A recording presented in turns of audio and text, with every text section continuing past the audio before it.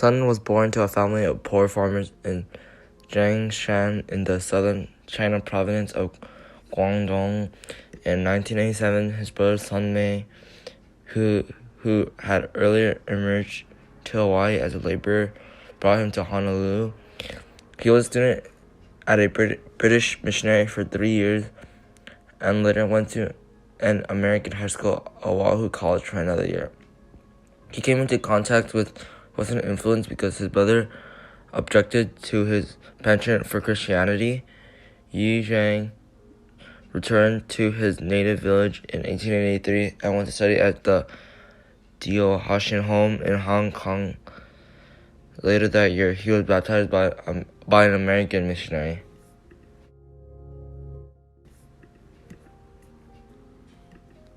Although not trained for a political career in the traditional style, Sun was nevertheless ambitious and was troubled by the way China, which had clung to its traditional ways under the conservative Qing dynasty, suffered humiliation at the hands of more technological advanced nations.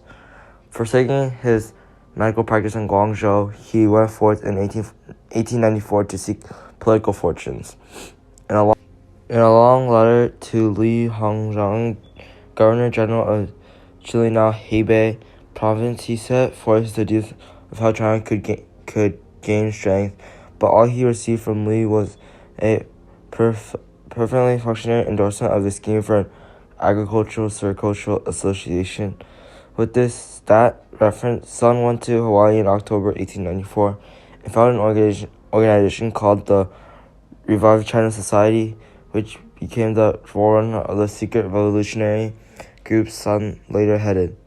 As far as it can be determined, the members were drawn entirely from natives of Guangdong and from lower social classes, such as clerks, peasants, and artisans.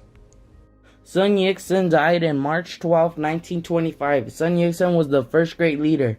In 1911, the Revolutionary Alliance, a forerunner of the Kuomintang, succeeded in overthrowing the last emperor of the Qing dynasty during the Yixian Revolution. Kuomintang was the nationalist party in China that was founded in 1912 by Sun Yat-sen. The party was dissolved 1 year later. However, Sun reformed the party and led it again in 1919. After Emperor Yuan Shikai passed away, China was split into many regions ruled by warlords. The Communist Party soon joined Kuomintang, forming the United Front. Chiang Kai-shek became the primary figure of Kuomintang after Sun Yat-sen passed away in 1925. However, Chiang only controlled the left wing of Kuomintang, while Hu Hanmian controlled the right wing of Kuomintang. Chiang's actions to reunite China sparked the Chinese Civil War.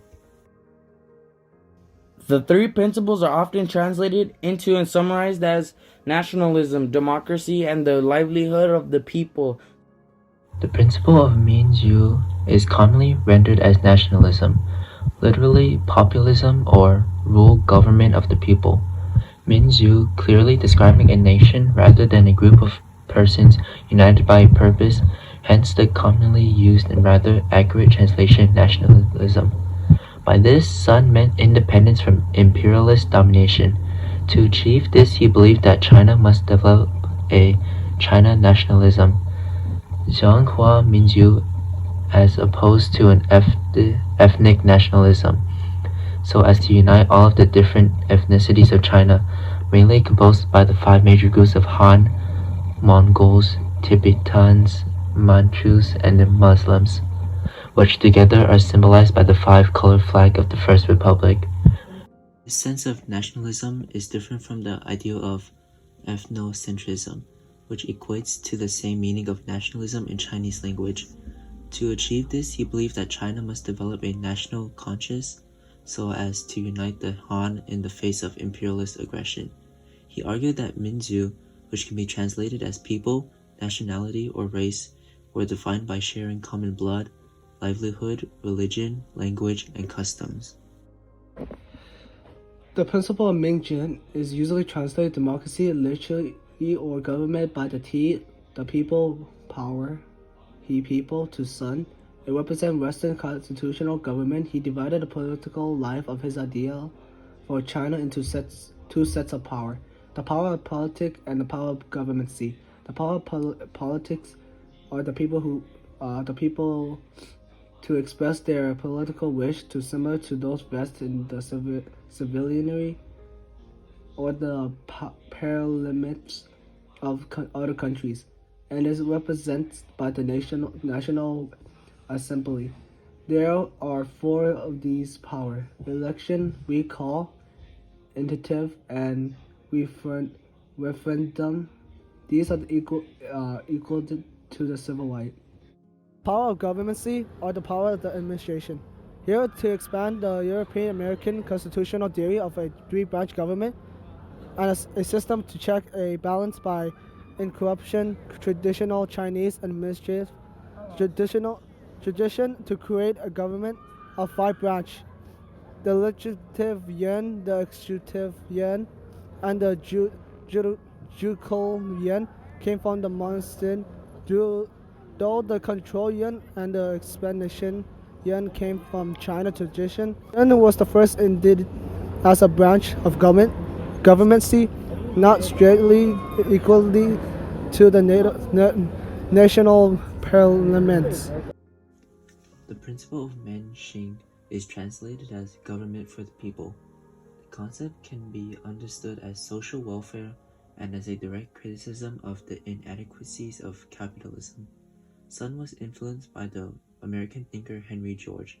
Sun intended to introduce a George's tax reform.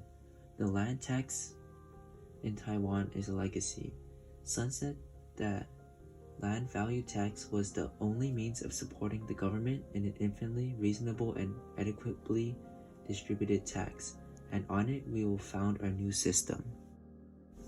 He divided livelihood into four areas: clothing, food, housing, and mobility, and he planned out how an ideal Chinese government can take care of these for its people. Sun, however, died before he was able to fully explain his vision for this principle.